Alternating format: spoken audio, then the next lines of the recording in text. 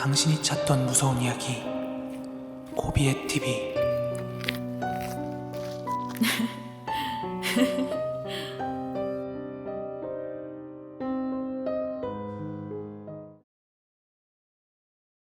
저는 인천에서 태어났고요. 인천을 한 번도 벗어난 적이 없는 순수 인천 토박입니다. 인천에서 나고 자랐고 4인 가족의 장남이에요. 저는 88년도에 태어났고 그 당시 우리 가족이 인천에 정착을 하게 되었는데, 제가 어렸을 때는 남부러울 곳이 없는 그런 가정 형편이었다고 합니다. 저 또한 되게 기억이 흐릿하긴 하지만 행복했던 기억, 그리고 되게 따스했던 기억, 그런 기억들을 어렴풋이 간직은 하고 있어요. 저희 아버지께서 되게 성실하시고 엄청 노력파시거든요. 그러다 보니까 첫 직장도 대기업 기술직으로 화목할 수밖에 없는 그런 조건들이 갖춰져 있었는데, 그러면서 이제 처음으로 정착한 인천에 한 주택이 있었어요. 잘 사는 동네는 아니었지만 거기가 신혼집으로는 전혀 손색이 없었다고 합니다. 그렇게 자리 잡았던 첫 부모님의 신혼집에서 한 4년에서 5년 정도 살았나? 제가 5살이 되었을 때쯤에 부모님께서 이제 둘째를 생각하시게 된 거예요. 그러다 보니까 여러 가지 이유로 조금 더 크고 좋은 집이 필요했어가지고 이사를 계획하게 됐는데, 그리고 얼마 지나지 않아서 진짜로 저희 가족은 이사를 하게 되었고요. 전에 살던 집에서 한 도보로 10분 정도 걸리는 조그만한 20평 정도의 빌라로 이사를 하게 됐어요. 워낙 오래된 일이고 완전히 정확하게는 기억이 안 나지만, 제가 그 집에 살면서 부모님께 들었던 말, 그리고 또 제가 겪었던 얘기들을 지금부터 한번 해보도록 할게요. 저희 가족들이요, 처음에는 그 새로 이사한 집에서 되게 행복하게 잘 살았었어요. 그리고 우리 집 둘째, 그러니까 제 남동생이 태어났거든요. 동생은 태어났을 때부터 정말 잘생기고 진짜 이뻤어요. 전 아직도 아버지께서 제 손에다가 얘가 네 동생이다, 태어난 지 얼마 안 된 동생을 직접 안겨주시던 기억이 아직도 선명하거든요. 그런데 건강했던 동생이 그 집으로 오고 난 후부터 몸이 굉장히 안 좋아졌어요.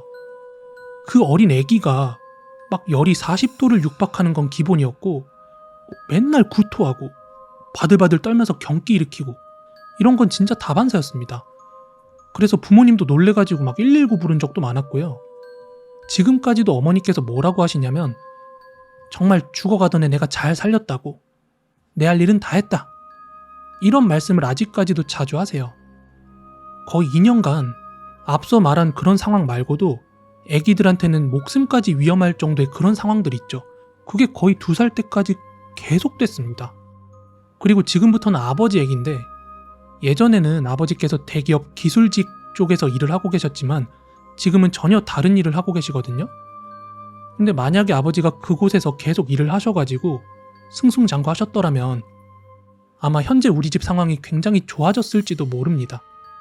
하지만 아버지께서는 우리가 이사하고 얼마 안 계시다가 그 좋은 직장을 그만두셨어요.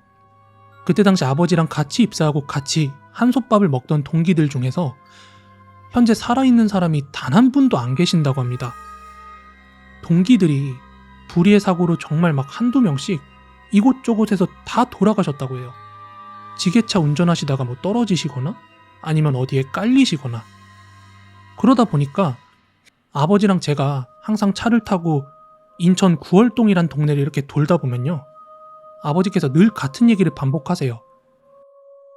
여기선 창식이가 죽었고 저기 있을 때는 동현이가 죽었고. 항상 이런 식으로 말씀을 하세요. 근데 아버지가 하시는 일이 사실 목숨을 담보로 하는 일은 거의 없었어요. 유독 일주일에 한두 번 감독하러 가는 날마다 동기들이 한 명씩 막 사고로 목숨을 잃는다든지 그런 식이었다고 합니다. 그래서 결국 아버지는 그 일을 그만두시고 다른 일을 하시게 된 거예요. 그렇게 이직을 하시고 나서 우리 가족의 운명을 송두리째 바꿔놓은 그 일이 터지고야 맙니다. 그러니까 아버지께서도 자기한테 맞는 일을 찾아야 될 거 아니에요. 그래서 뭐 이것도 해보고 저것도 해보고 뭐 이런저런 일을 생각하시다가 결국에는 이제 지게차 운전하는 일을 하게 되었거든요. 근데 예상외로 처음에 일은 잘 풀렸어요. 예전에 받던 월급만큼은 아니었지만 안정적인 수입이 생겨가지고 가족들 모두 좋아했었어요, 처음에. 하지만 여러분들 뭐 이런 말 들어보셨는지 모르겠는데 행복과 불행은 늘 동일선상에 있다는 말이 있잖아요. 여느 날과 다름없이 이제 지게차를 몰면서 일을 하고 계셨는데 어느 순간 갑자기 그 지게차 백미러에 왜 뭔지 모를 하얀 물체가 슥 하고 지나갔다고 합니다. 그러니까 아버지께서는 그 당시에 아니 백미러에 뭐가 묻었나? 내가 뭘 본 거지 하고 지게차를 멈춰놓고 잠깐 몸을 틀어가지고 그 장갑 낀 손으로 백미러를 닦으려고 했대요. 그런데 그 순간이었습니다. 갑자기 뭔가 철컥 소리가 나더니 아버지의 지게차가 스스로 후진을 하기 시작했대요. 그래서 뒤에 지나가던 사람이 한 사람이 있었는데 그분이 지게차에 깔려가지고 돌아가시게 된 거예요. 사망사고죠. 이게 되게 불의의 사고였지만 그 지게차에 내가 타고 있었고 또 이 지게차도 내 거다 보니까 이게 다 내 잘못이라면서 그 모든 잘못들을 다 떠안았어요, 아빠가. 그 사건으로 인해서 우리 집은 막대한 빚을 지게 되었고 그 빚은 지금까지도 다 갚지 못한 채 아버지 발목을 붙잡고 있습니다. 하지만 아버지께서 항상 술을 드시면 하시는 말씀이 있거든요. 그때 정말 뭔가 지나갔다. 그리고 나는 아무것도 누른 적이 없어. 이러시면서 내가 돈만 있다면 정말 다시 한번 그 진실을 파헤쳐보고 싶다. 뭐 그런 말씀을 하시는데 어제도 그 말씀을 하셨어요. 아무튼 우리 가족이 이 집으로 이사 오고 나서는 이것 말고도 정말 많은 일이 일어났어요. 지금부터는 제 얘기인데 어느 날이었어요. 제가 고등학교 2학년이 되었을 때인데 그때 항상 야자 끝나고 학원까지 들렸다가 집에 오면 거의 새벽 1시가 다 돼가지고 집으로 걸어오게 됐거든요. 그리고 그 당시에 저의 어떤 루틴 그리고 습관 같은 게 하나 있었어요. 그게 뭐냐면 제가 학원 끝나고 집에 오는 길에 학원 근처에 있는 편의점에 들릅니다. 그리고 거기서 농심새우탕 큰 사발면 알죠? 편의점에서 물을 붓는 거예요. 그리고 집에 가는 길에 걸어가면서 그걸 먹는 약간 묘기에 가까운 야식 습관이 있었거든요. 그 컵라면 국물을 들이키면서 집에 오는 게 진짜 저한테는 그 소소한 행복, 소확행이었습니다. 그런데 가끔씩 그런 상태로 집에 돌아오다 보면은 동네에 가까워지면서 누군가가 저를 지켜보는 듯한 그 서늘함, 그런 느낌을 자주 느꼈었거든요. 그리고 동네에서 그 빌라로 가까워지면 질수록 이게 서늘함을 넘어서 진짜 소름 끼칠 때가 간혹 있었어요. 진짜 닭살이 확 돋을 정도로. 그런데 그날은 집에 가까워 오니까 평소에 이제 저희 옆집 사시던 아주머니가 그 늦은 시간에 빌라 입구 쪽까지 나와 계시는 거예요. 그래서 저는 평소처럼 안녕하세요 하고 인사를 했어요. 근데 그 아주머니가 저를 보면서 정말 차가운 미소를 지으면서 고개를 이렇게 좌우로 흔들고 빌라 나가는 입구 쪽으로 그냥 슝 가버리시는 거예요.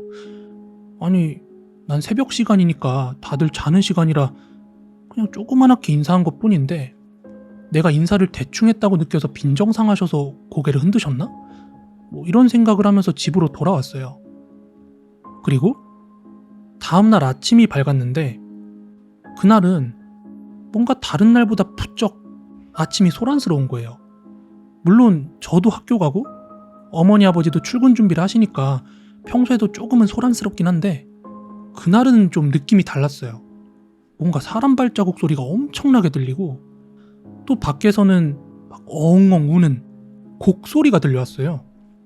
그러다 보니까 부모님도 그 소리가 하도 소란스러웠는지 현관문 보면 밖에 보는 구멍 있잖아요. 그 구멍으로 밖을 한번 내다보시고서는 갑자기 다급히 문을 열고 밖으로 나가셨어요. 근데 저도 궁금하잖아요. 그래서 재빨리 가방 챙겨가지고 딱 나가려고 했는데 딱 제가 나가려고 하는 그 순간 부모님들께서 다시 집으로 들어오시는 거예요. 그러더니 제가 나가는 걸 딱 막으시는 거예요. 그때 뭐 아빠는 그냥 좀 진지한 표정이었는데 어머니 표정이 진짜 정말 조금만 건들면 울 것 같은 표정으로 어머 어떡하니 어머 어떡하니 어떡해 막 이러시면서 갑자기 저를 꼭 껴안더라고요. 저는 나중에서야 알게 된 사실인데 제가 어젯밤에 인사했던 그 아주머니 있잖아요. 옆집 아줌마. 그 아주머니께서 전날 집에서 목을 메고 자살을 하신 거예요. 아니 그럼 제가 전날 본 건 뭘까요? 그리고 나서 이제 시간은 흘러서 제가 고3 때인데 그날도 제가 어김없이 제 방에서 공부가 아니라 게임을 좀 하고 있었어요. 제 방 구조를 조금 설명을 드리면 제 방문 바로 옆으로 책상이랑 컴퓨터가 배치가 되어 있어서 제가 컴퓨터 하겠다고 모니터를 보면은 자연스럽게 의도하지 않아도 방문이 이렇게 딱 보이는 구조였거든요. 그리고 제 방 방문은요, 잠금 장치가 아예 부서져 있었어요. 때문에 문이 완전하게 닫히지 않기 때문에 문이 평소에도 조금씩은 자동으로 열려요. 알아서 스르륵 하고 이렇게 열리는데 하여튼 그게 중요한 건 아니고 제가 모니터를 보면 의도하지 않아도 한눈에 그 옆에 있는 방문까지 다 보인다는 거죠. 아무튼 저는 한창 게임을 하던 중이었어요. 그러던 중에 갑자기 조금 열려있던 그 문이 느릿느릿하게 스르륵 하면서 천천히 더 천천히 이렇게 열리는 게 보이는 거예요. 그래서 저는 남동생이 장난치는 줄 알고 야, 장난치지 말고 어서 들어와라 이러면서 동생의 이름을 한 두어 번 정도 더 불렀어요. 그러다가 그 서서히 열리는 문틈이 어느 정도 벌어지고 나서 이렇게 벽이 꺾이는 기둥 쪽에 뭔가 검은 그림자 같은 게 저를 몰래 훔쳐보듯이 제 방문을 이렇게 살피는 듯 하는 게 보였어요. 그래가지고 이 새끼가 빨리 들어오려면 들어오지 왜 자꾸 장난을 치나, 얘가 자꾸 화를 돋구는 것 같아가지고 제가 직접 나서서 문을 확 열어 제끼고 확인을 했거든요. 근데 아무도 없는 거예요. 분명한 거는 제가 확실한 인기척 그리고 그림자 같은 걸 뭐 잘못 본 게 아니라 분명하게 확인을 하고 연 거란 말이에요. 근데 당연히 있어야 할 동생이 안 보이니까 좀 당황스럽더라고요. 그래서 바로 부엌불을 켜고서 보니까 동생은커녕 동생 신발도 없는 거예요. 그러니까 즉 집에 저 혼자였던 거죠. 저는 이 사건 이후로 절대 집에 혼자 있을 때 뭐 헤드폰 낀다든지 뭔가 제 감각을 차단하는 일을 절대로 만들지 않았습니다. 지금부터는 저희 어머니 얘기예요. 저희 어머니는요, 이 빌라에서 가장 오래 산 터줏대감이에요.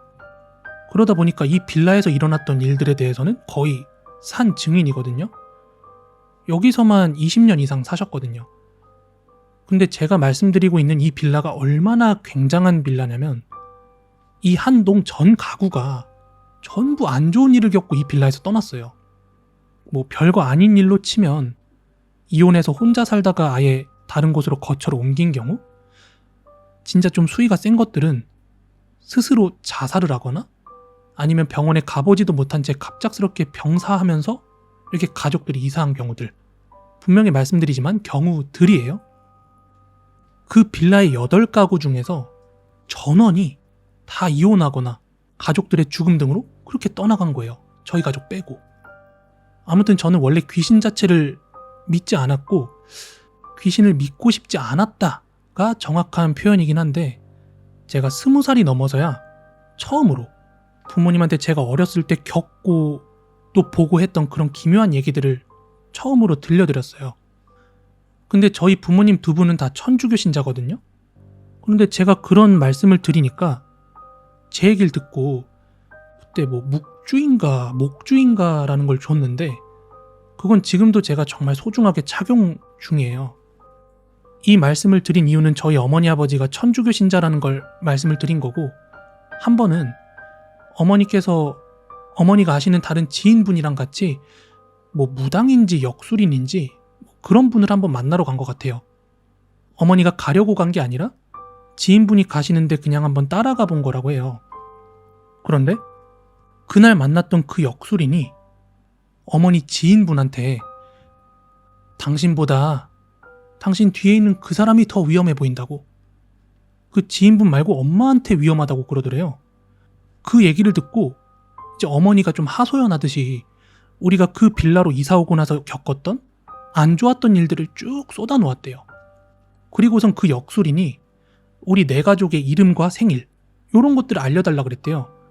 그래서 어머니께서 그걸 알려드리자 혹시 가족 4명 중에 유독 둘째가 힘들지 않았어요? 하고 묻더래요. 그래서 어머니가 깜짝 놀래가지고 아니 그걸 어떻게 하셨냐고. 그 역술인이 말하길 알고 보니까 제 동생 둘째가 그 집의 기운을 이기지 못해서 그런 거라고 하더래요. 참고로 저희 가족이 아버지가 62년생으로 호랑이띠고 어머니가 64년 용띠 그리고 제가 88년 용띠고요.